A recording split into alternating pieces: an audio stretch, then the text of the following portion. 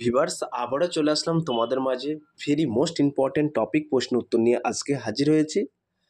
আজকে মেনলি আমরা আলোচনা করব যে প্রশ্নগুলি বারবার পরীক্ষায় আসে।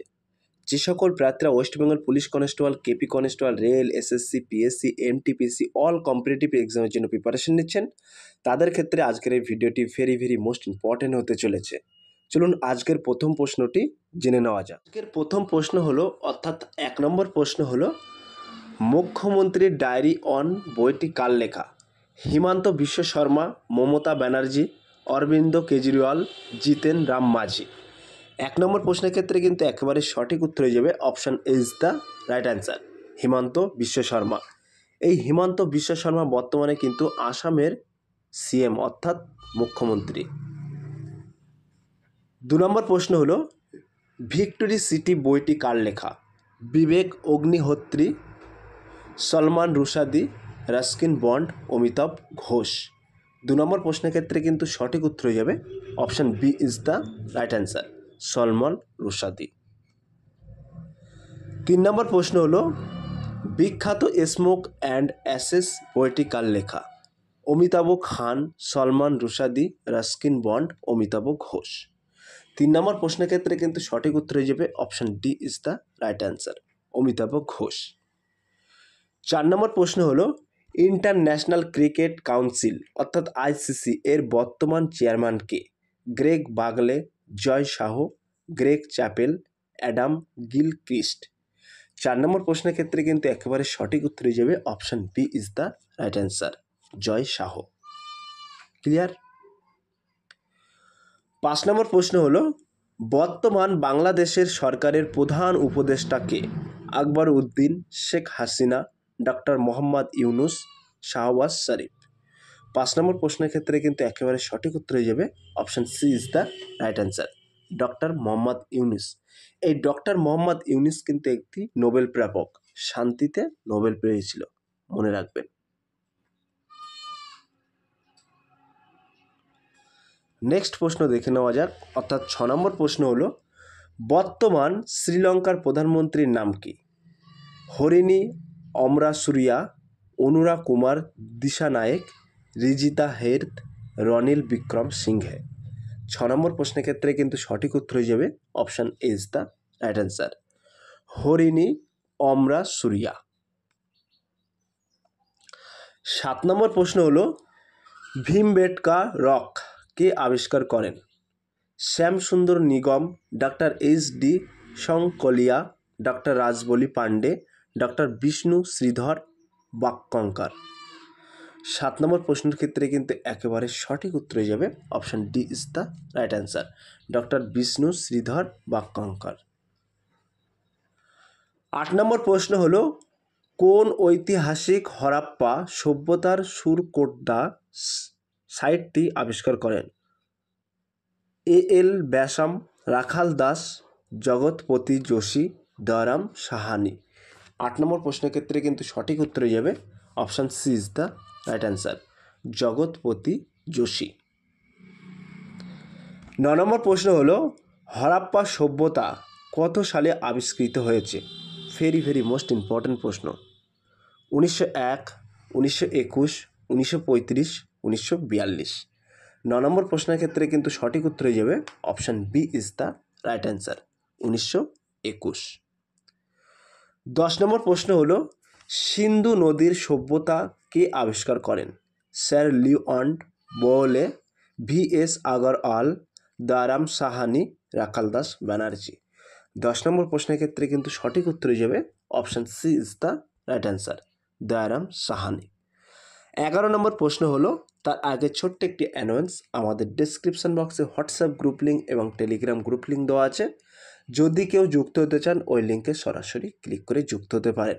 আর যে সকল প্রার্থীরা এখনও পর্যন্ত আমার এই চ্যানেলটি সাবস্ক্রাইব করেনি, প্লিজ অতি দ্রুত সাবস্ক্রাইব করে দিয়ে আমাদের পাশে থাকুন। নেক্সট প্রশ্ন অর্থাৎ 11 নম্বর প্রশ্ন হলো, ভারতের কোন নদীটি প্রাচীনকালে বিতস্তা নামে পরিচিত ছিল? তিস্তা, ঝিলাম, সুরসেনা, অবন্তী। 11 নম্বর প্রশ্নের ক্ষেত্রে সঠিক উত্তর হয়ে যাবে option B is the right answer, Jhelum.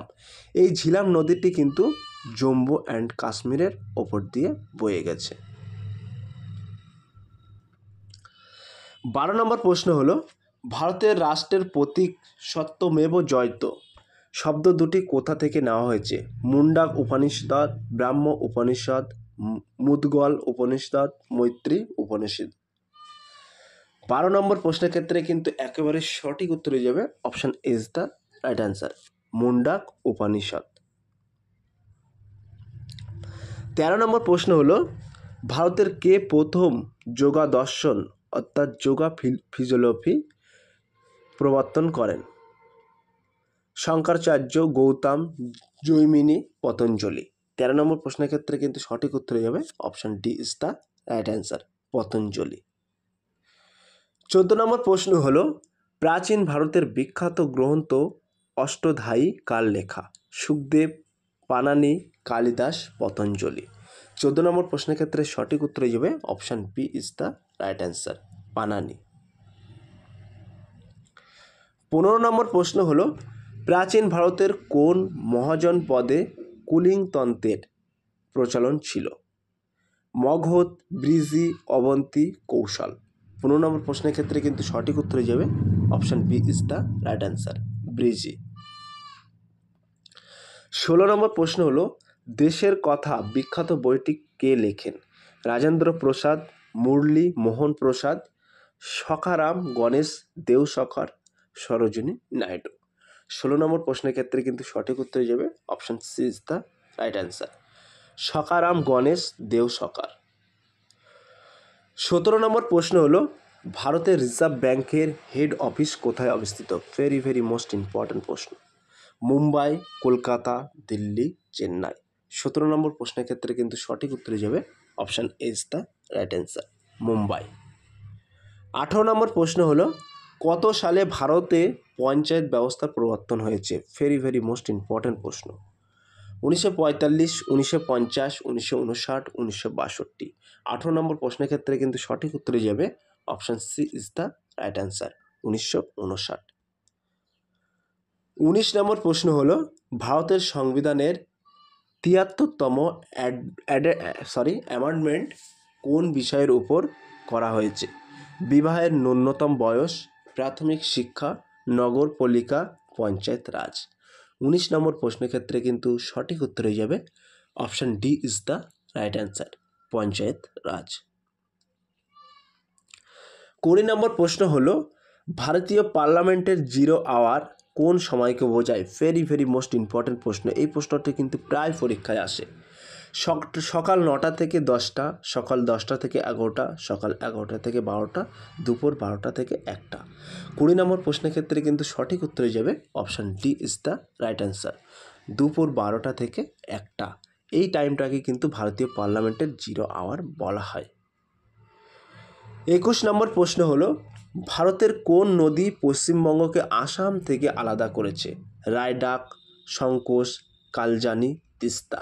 21 নম্বর প্রশ্নের ক্ষেত্রে কিন্তু সঠিক উত্তরে যাবে option B is the right answer, Sankosh. 22 নম্বর প্রশ্ন হলো ভারতের কোন রাজ্য রূপকুণ্ড লেক অবস্থিত? ভারতের কোন রাজ্যে রূপকুণ্ড লেক অবস্থিত? কেরালা, মণিপুর, হিমাচল প্রদেশ, উত্তরাখণ্ড। 22 নম্বর প্রশ্নের ক্ষেত্রে কিন্তু সঠিক উত্তর হয়ে যাবে option D is the right answer, Uttarakhand.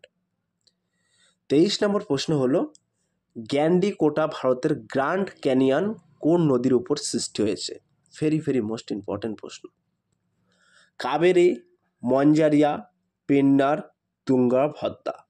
23 নম্বর প্রশ্নের ক্ষেত্রে কিন্তু সঠিক উত্তরে যাবে option C is the right answer, Pennar. 24 নম্বর প্রশ্ন হলো ভারতের কোন নদী উপত্যকায় সর্বাধিক কয়লা সঞ্চিত আছে? দামোদর, সোন, মহানদী, নর্মদা। 24 নম্বর প্রশ্নের ক্ষেত্রে কিন্তু সঠিক উত্তরে যাবে option A is the right answer, Damodar. 25 নম্বর প্রশ্ন হলো অর্থাৎ আজকের লাস্ট প্রশ্ন হলো কালাপক্কম তাপবিদ্যুৎ কেন্দ্র ভারতের কোন রাজ্য আছে? ভেরি মোস্ট ইম্পর্ট্যান্ট প্রশ্ন। অন্ধ্রপ্রদেশ, তামিলনাড়ু, মহারাষ্ট্র, উড়িষ্যা। সো প্রিয় ভিউয়ার্স, এই 25 নম্বর প্রশ্নটি তোমাদের জন্য হোমওয়ার্ক থাকলো। তোমরা সঠিক উত্তরটি বেছে নিয়ে কমেন্ট সেকশন বক্সে কমেন্টের মাধ্যমে জানিয়ে দিও। সো প্রিয় ভিউয়ার্স, এই ছিল আজকের ভেরি মোস্ট ইম্পর্ট্যান্ট জিকে অধ্যায় ভিত্তিক ক্লাস। যে প্রশ্নগুলো প্রতিবারই কিন্তু পরীক্ষা আসে, সেই প্রশ্ন উত্তর নিয়ে আজকে আলোচনা করলাম এই ভিডিওর মাধ্যমে। যদি আজকের এই ভিডিওটি ভালো লেগে থাকে প্লিজ লাইক, কমেন্ট এবং শেয়ার করে দিন বন্ধুদের মাঝে। ফিরে আসছে আগামী দিনে তোমাদের জন্য ভেরি মোস্ট ইম্পর্ট্যান্ট টপিক প্রশ্ন উত্তর নিয়ে।